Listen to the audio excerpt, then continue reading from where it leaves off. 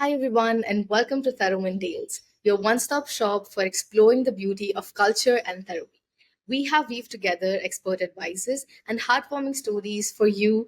So, today we have with us Amanda, who is a Vietnamese therapist. So, hi, Amanda, how are you doing today? Hi, I'm good. How about yourself? I'm good. Thank you so much for joining us. Yes, it's a pleasure. Thank you. Same here. Okay, so Amanda, we'll start with a bit introduction about yourself and what inspired you to pursue a career in psychology and mental health.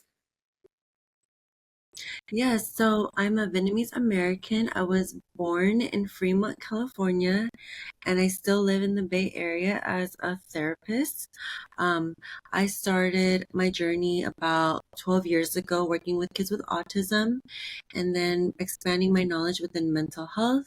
I started becoming a behavior specialist for adolescents up to ages 21, working with developmentally delayed adolescents, and then with co occurring diagnosis of mental health. And then I became a mental health clinician. That's an interesting journey. So, Amanda, when did you come to USA, or were you born here? So I was born here. My mother is from southern Vietnam, Saigon, and my dad's from North Hanoi.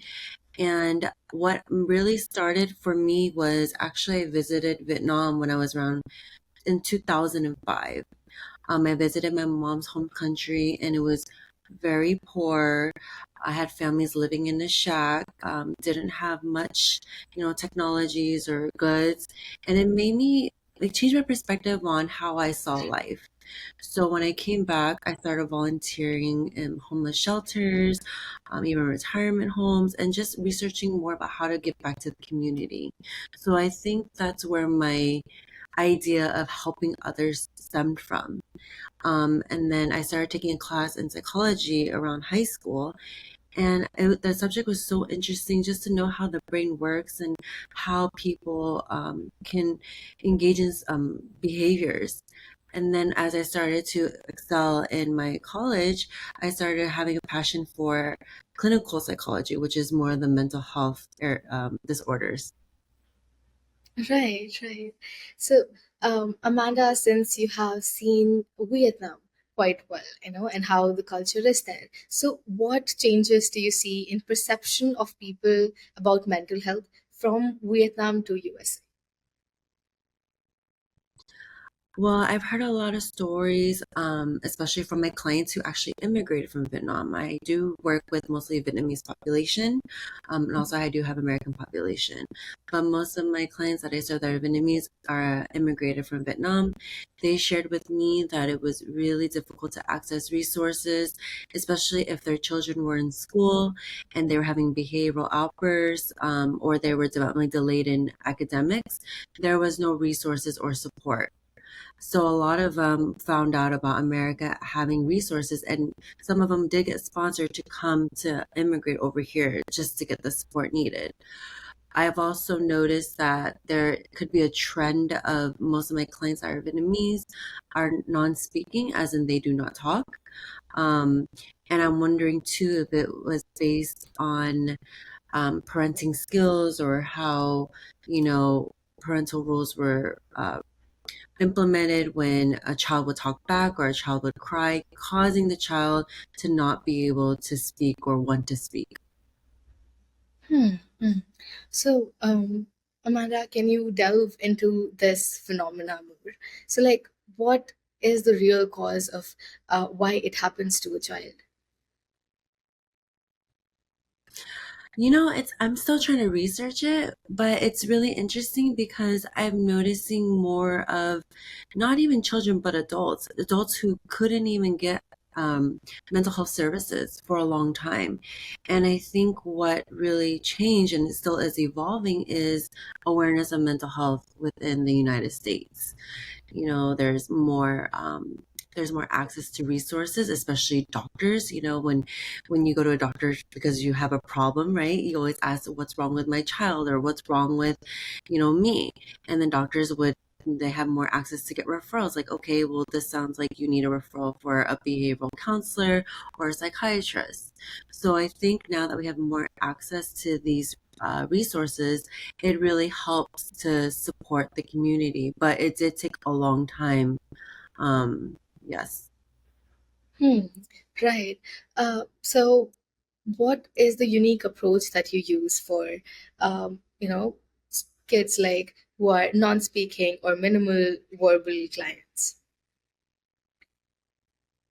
Yeah, so I had to be really creative, and I really think my experience working as a ABA therapist, which is working with children with autism, is meeting clients at their level of developmental. So let's say if you have an adult that comes in that's 18, you have to observe their interactions and, what do they lean towards, like interests, and also how are they, are they attached to their parents, right? Because a lot of children, they tend to like be latched onto their parents.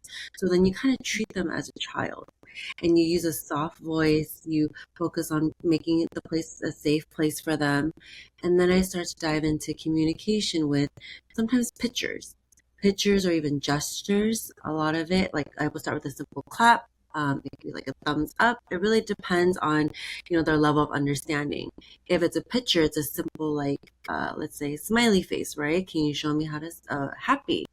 And then if they're unable to reply, then I would kind of use two pictures and see, okay, show me happy.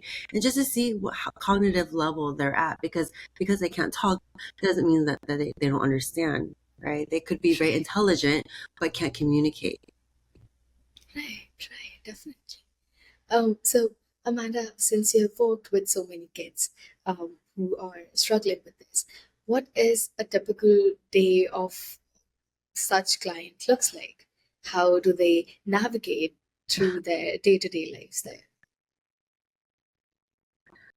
Oh, every day is very different, especially every week. It really depends, especially with my experience with developmentally delayed clients who either have autism or intellectual disabilities or Down syndrome or cerebral palsy.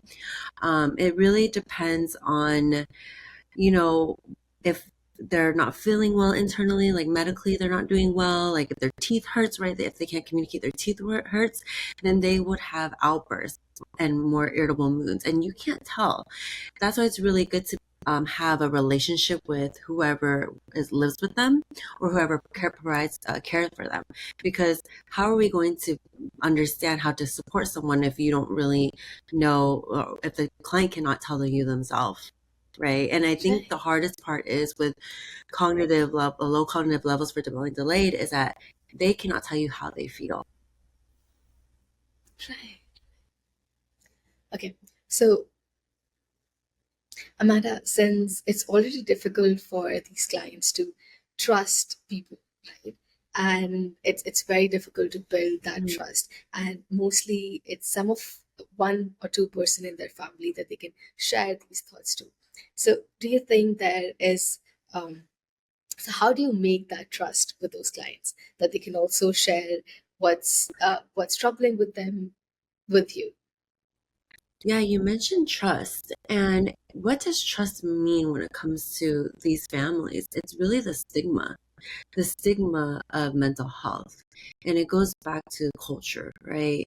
So imagine you go back to Vietnam and there's a child who's very aggressive, right? There's stories that I've heard where the parents keep the child locked in cages or keep them sheltered from the outside world, and it comes with shame, right?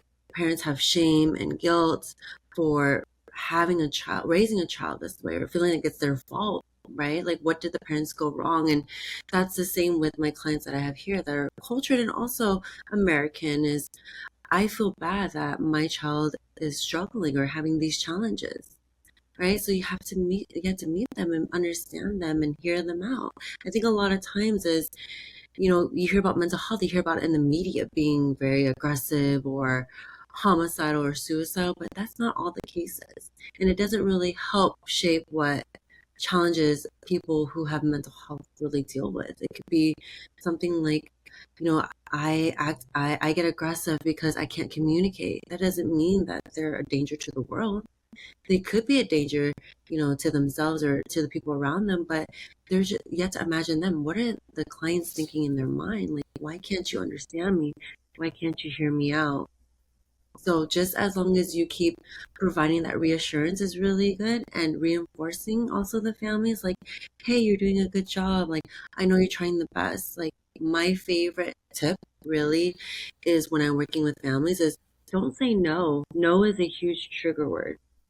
When you say Yeah, no, you're telling the client or the yeah, the client that they can't do it or that's wrong, but really it's not wrong and there are other ways to find the solution. right, right. I think you mentioned a great thing with not saying no to them, since it's kind of invalidate their feelings, at one go. That whatever they're feeling, it's not, it's not true. It's not validated, right? So Amanda, since so like, what are some of the stigmas that you have heard from parents of these clients? Where is it coming from? You know, yeah, and what's funny is me becoming a therapist was also not very looked great upon, right? And I had to have the experience of culture stigma myself becoming a therapist, knowing that it doesn't help, you don't make money, right? People who want to suicide or will be homicidal, they will attempt to do it. But for me, it's like, no, I believe that once you connect with the client and you really understand them and you provide support, you can really impact their lives.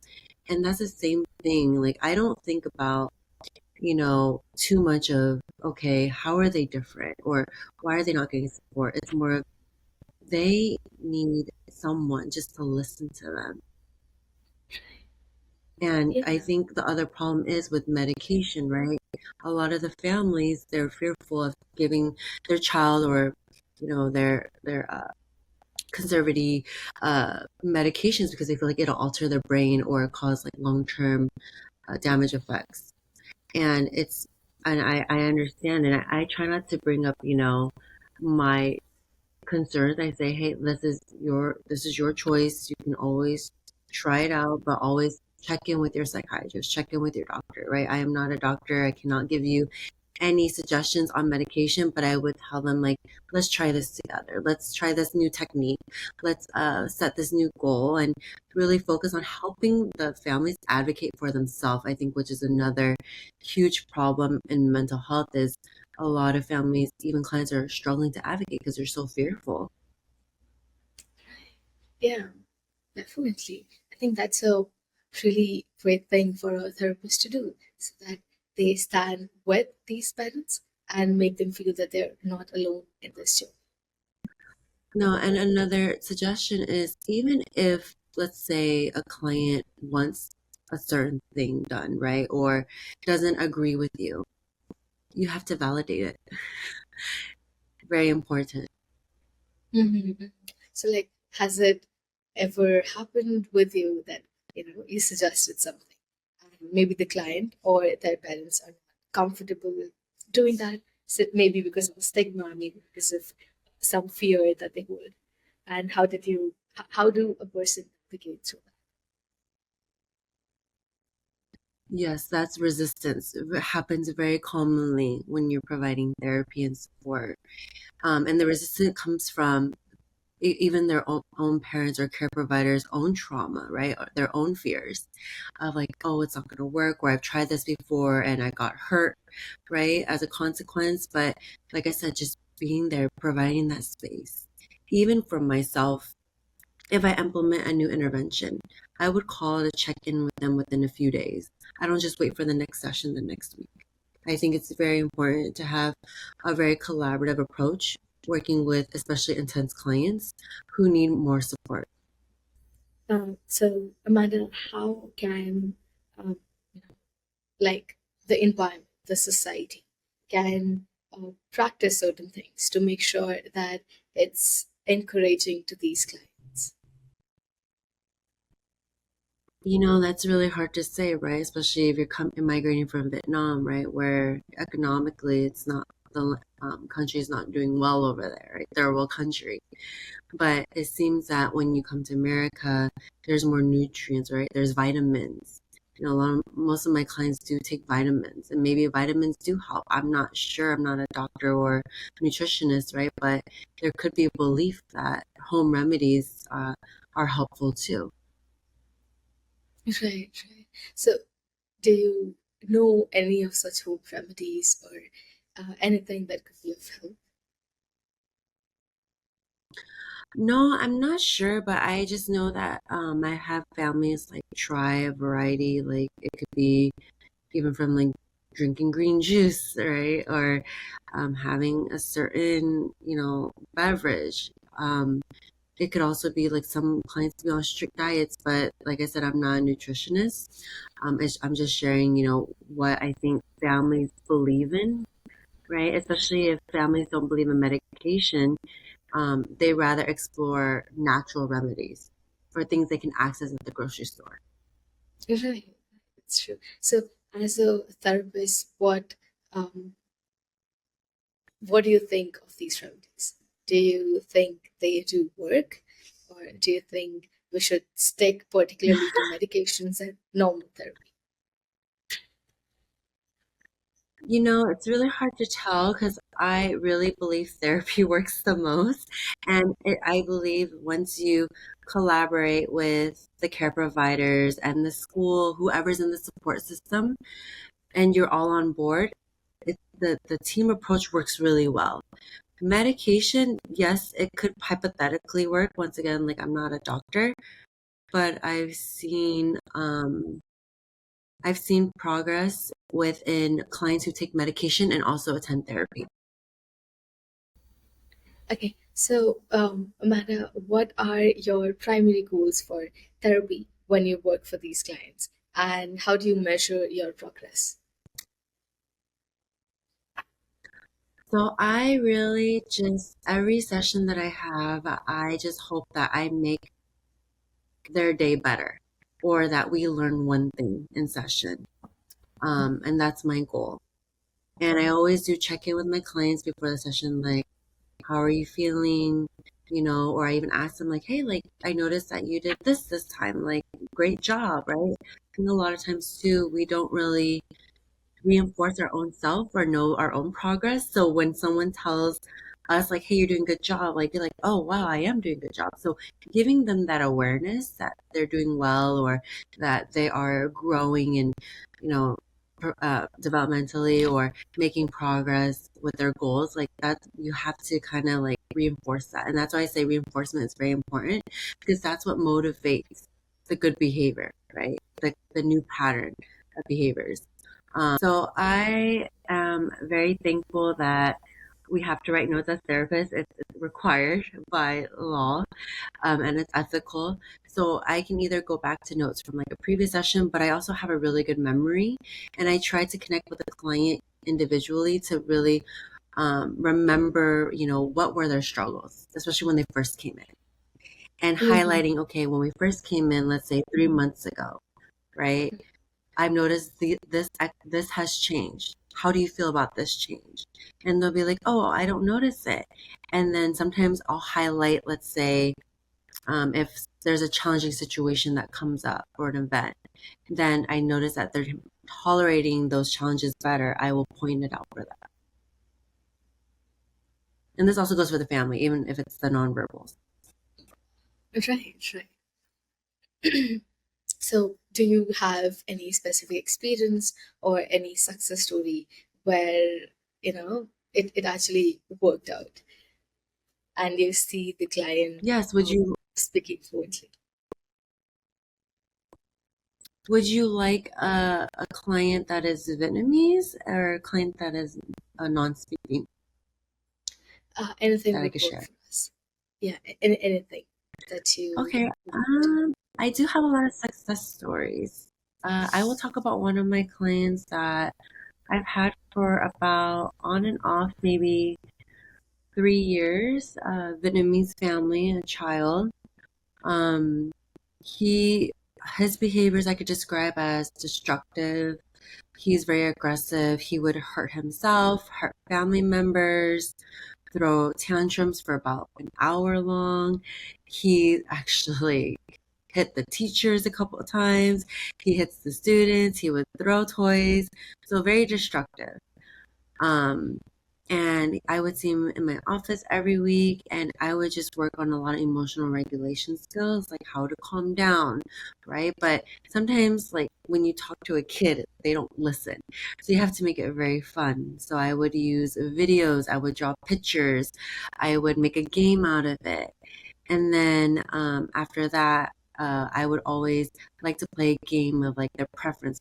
My whole office is like a toy playland. Like there's always a bunch of toys, and so I make them feel comfortable and make therapy fun. I think it's very important to make therapy fun. I think there's a lot of you know perceptions of like therapy is boring, it's talking only. But to be honest, I don't like talking for 45 minutes or an hour all the time, right? I like to engage them, and sometimes I'll do like puppet play, or we'll make we'll do a lot of arts and crafts. I think that's really fun to help express their creativity. And then so like with this one kid, I did all of this. I did all of these, and I've also provided homework. It took a lot of work, and I've noticed a lot of children, they benefit from having a reward. So the reward could be they can go out, they can get a toy, they can get a certain food they like with their parent, right? I think a lot of times you got to think about it. We're motivated to earn something, just as adults are motivated to earn money, right? So we have to True. work. Yeah, yeah. So, like, what happened to this client afterwards? Really well, no more reports. My client did, when I did work with him, he got kicked out of school.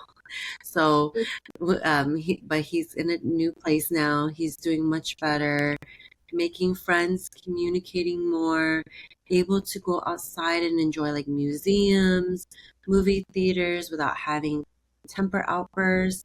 So it just takes a lot of fine tuning and seeing, what does that client need at that certain time. But most of the kids, they need a lot. They need communication practice, they need more play, they need a place where they can just feel safe, right? I think nowadays there's a there's common bullying everywhere in schools.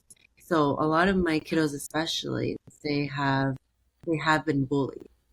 So giving them self-confidence skills, and just having them feel like they are important. That's what Right. really helped my kiddo. Mm, that's great. So, you mentioned bullying. So, for these clients, since they're Mhm. already struggling a lot with their speech, with what other people say to them, when it comes to going out in the world and feeling like, people are not able to understand you, people are bullying you, that's definitely really tough. So, what is your advice for these parents to look after their kids? Like, how would they get to talk that, yes, I'm feeling this way in my school? Yeah, and you know what? It's interesting is I'm trying to understand more too. Even the kids or the children who bully, they may be struggling with mental health challenges, right? So I think it's really important for parents to just check in with their child, right? Say, how was your day? I think a lot of times we are invested in technology where we don't have quality time and conversations with family members. So really checking in with the kids, noticing unusual behaviors, right? Like, is my child more isolated, or does my child like want to is more quiet? And then I think it's really important too. I think when they have those parent teacher conferences or those other events where parents have the opportunity to talk to the teacher, is just see how's my child doing. So, uh, the parents, right? You mentioned that parents should also be observant at their home, what how the child is behaving, what is he Yes. talking about. So, and you also mentioned technology. Since parents are so much into technology these days, and so much, like earning money so that their kids can have a better life, but they somehow fail to talk to their kids and get time for themselves, get time for kids. So, what advice do you have for Yeah. parents so that they can look after the kids? Yeah, so not only do I just provide therapy with the children, I also provide support for the parents. I provide a lot of education and support and modeling. And I always usually have what we call meetings to talk about, okay, your child is displaying this behavior. I've noticed it's getting worse or it's something happened. How can we work together to try to find a solution, right? So I think for parents is again, being observant is very important. Like you don't need to be with your child 24/7, but just try to, have more quality time when appropriate, right? Like dinner time, right? Engage them in conversation, um, and maybe reduce some tech time where they're not on their tablet or the phone, and having them, engage in like activities together, games, right? Like remember back then we had board games. I Yeah. don't know if it's as popular anymore. Like I like to use board games in my sessions, and then the kids are like, "Whoa, what is this game?" But there's so many activities out there. Even going outside, right? Especially during the summertime, going to the park, getting that fresh air, or going to the movies, just exploring the world around them can really stimulate the children's mind. Them learn so much, especially with socially how to interact, especially with COVID. I think COVID also made a huge impact on children, clients just having troublesome with communication skills. So just Yeah. having more exposure and practicing and modeling, for the child or the person that you're caring for, and just modeling that the new communication way of like and just also being accepting too, like it's okay to make mistakes. I think a lot of time is we put too much emphasis on like having to be perfect, and parents should model like it's okay to make mistakes. Yeah, right. So you mentioned that we should engage the kids in more outdoor activities, take them out for a movie, take them out for in a park. But when we talk about, uh, children who are,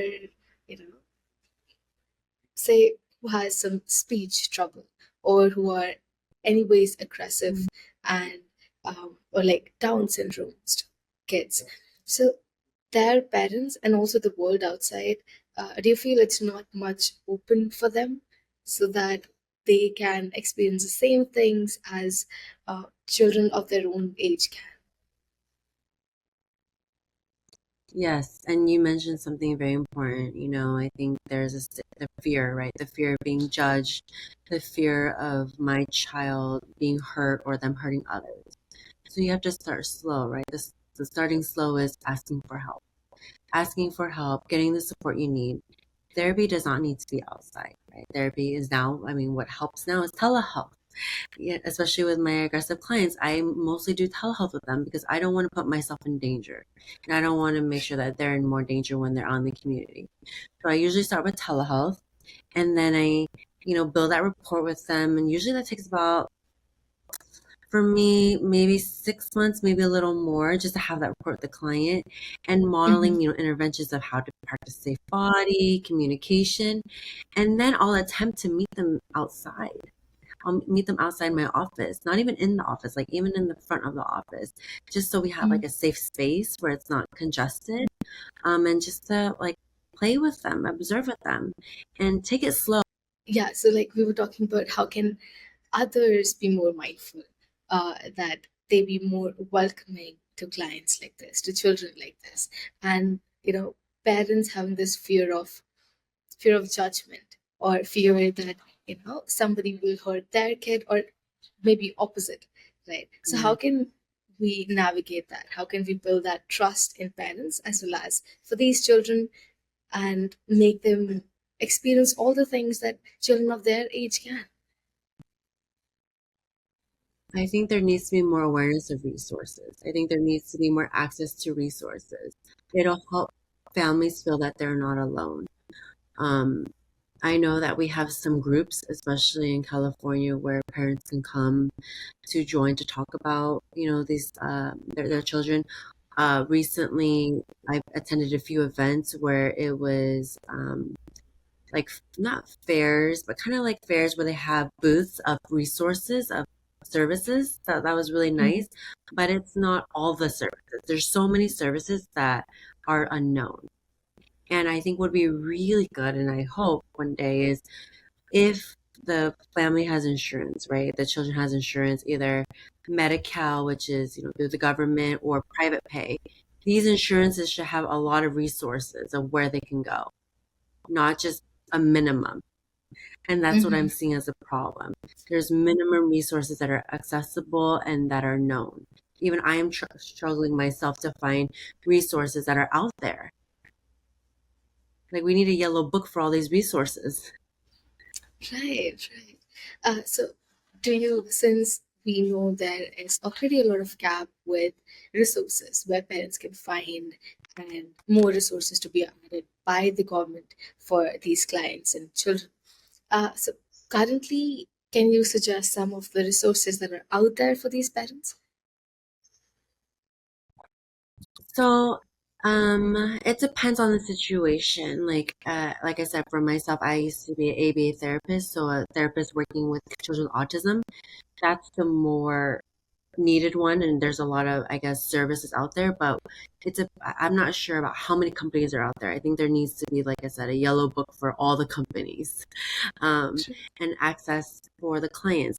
There needs to be more resources of autism testing, right? ADHD testing, especially for kids, because when you get older, it's very difficult to obtain that test. Um, Right. Another one is my own self, right? Like accessing mental health clinics, right? To get the diagnosis that is appropriately for their need, right? When you go to primary care, they're not supposed to diagnose you with a mental health. They're supposed to refer you to someone who knows it.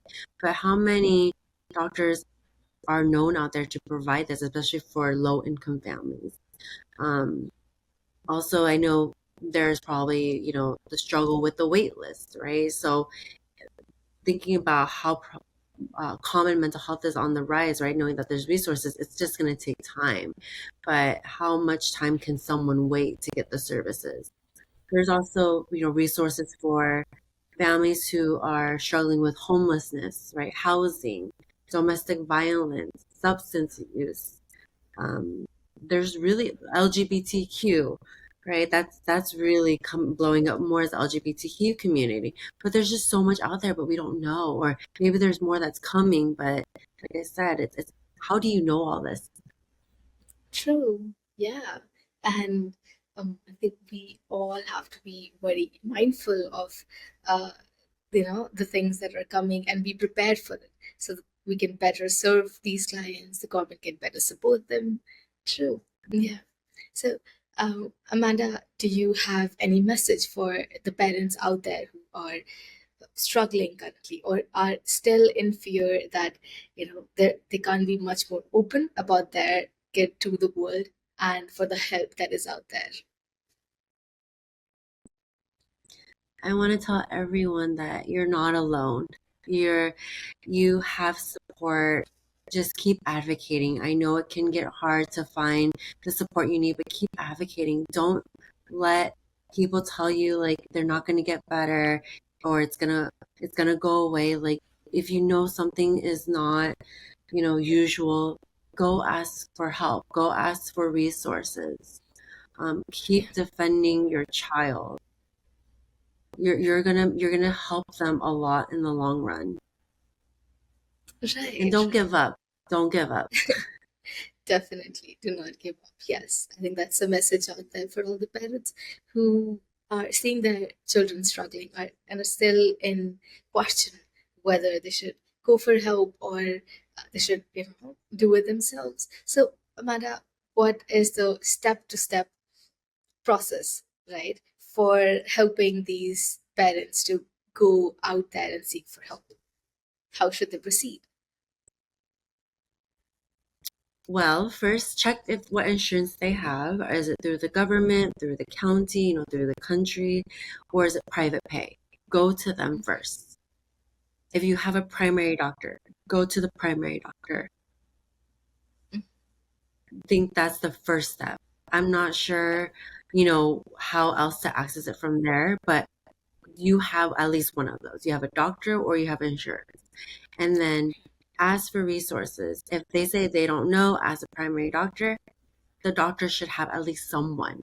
You may be bounced around to find, an actual place that can support, but just keep asking. And also, what's really helpful is research, a lot of research. Google is a wonderful search engine platform where I do use it a lot to find resources in my area. Right. Even the schools may know too. The schools may have information, right? Go to the school counselor, go to the admin office, say, hey, do you have any resource for, my child who's struggling behaviorally? A lot of times, as I hate to say it, but you do have to ask. Right. That's true. Yeah. And it's a great advice for parents out there, definitely. Yeah. So, Amanda, you mentioned previously that there are some games, some tools that you have in your own office. So, to make sure that the kids feel comfortable there, they engage in such activities. So, can you suggest some of these to the parents so that they can have something of their own in their house and make it a fair environment for their children? Yeah. Well, I also recommend going to your local not grocery store, convenience store. Go to the toy section and the game sections. There's numerous of them, but you can start with the basic ones, card games, right? You can make your own card games. Uno is a very popular one. Um, for kids with sensory, right? If your child has sensory needs, there's like sand, kinetic sand. There's Play-Doh. There's like Hungry Hippo, uh, a, a very popular game. And there's like Marble Run, right? Even Legos, building Legos, big block Legos. But my suggestion is, again, Google, Amazon, type in sensory games, sensory activities, sensory objects, right? You'll have a lot.